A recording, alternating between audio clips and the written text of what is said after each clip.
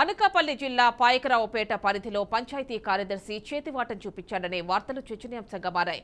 సుమారు 28 లక్షలు స్వాహా చేశాడంటూ జనసేన నేత పిక్కి స్వామి ఆరోపిస్తున్నారు.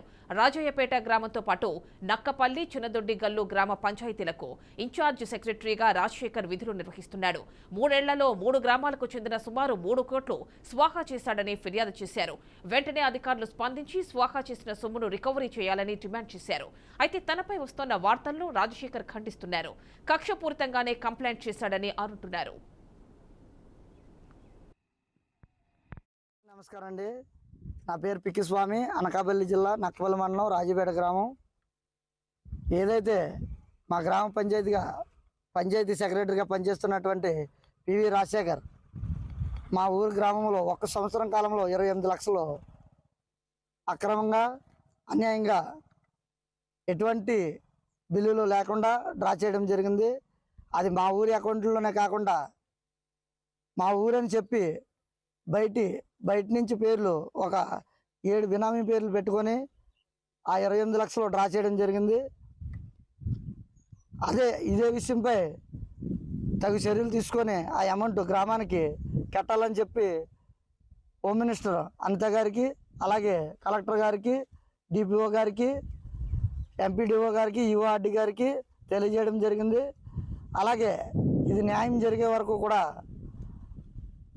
డిప్యూటీ సీఎం పవన్ కళ్యాణ్ గారి దృష్టికి కూడా తీసుకెళ్ళి మా ఊరికి అమౌంట్ రికవరీ చేయాలని, అలాగే ఈ మీడియా మిత్రుల ద్వారా బయట ప్రపంచానికి తెలిసి యాక్షన్ తీసుకుంటారని కోరుతున్నాం.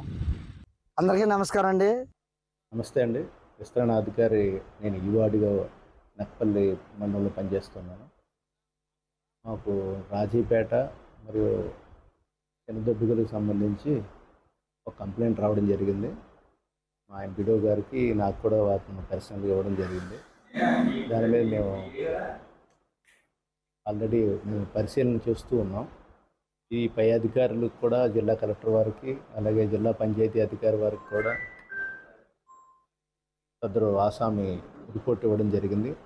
పైనుంచి మా పై అధికారుల ఆదేశం మేరకు వాళ్ళు ఒక ఎంక్వైరీ. అలాగే రాజీపేట నుంచి గత 2021 నుంచి కూడా పనిచేస్తున్నాను. ఈ పిక్కి స్వామి అన్న అతను నాపై అనేక ఆరోపణలు, ఇప్పటికీ ఒక 14-15 ప్రధానమైన ఆరోపణలు చేసి ఉన్నాడండి. ఒక 15 బహిరంగ విచారణ చేయించాడండి. అది జిల్లా అధికారులతో చేయించాడు. ఎక్కడ కూడా ఏది నిరూపణ కాలేదు. ఎప్పటికప్పుడు కాగితాలు పెట్టేయడం, నిజంగా విచారణకు వస్తే గైహాజరైపోవడం, గ్రామ ప్రజలు తనడానికి ఎత్తి ఇంట్లో లేకుండా పారిపోవడం, ఈ విధంగానే జరుగుతుంది. అతని మీద ప్రధానంగా పోలీస్ స్టేషన్లో దాదాపు ఒక 8 ప్రధానమైన కేసులు ఉన్నాయండి. రౌడీ షీట్గా అర్హుడిగా ఉండి కూడా నేను నిన్ను ఏదో ఒకటి చేస్తానని ఎప్పటికప్పుడు భయభ్రాంతులు చేస్తున్నాడండి. కాబట్టి మేము దీనికి భయపడే విషయం అప్పుడు లేదు, ఇప్పుడు లేదండి. ఇప్పుడు ఏదైతే రాజీపేటలో 28 లక్షలు, జనరల్ ఫండ్ 3 లక్షలు, ఒక 15th ఫైనాన్స్ 24 లక్షలు తినేశారనే ప్రధానమైన ఆరోపణ చేస్తున్నాడో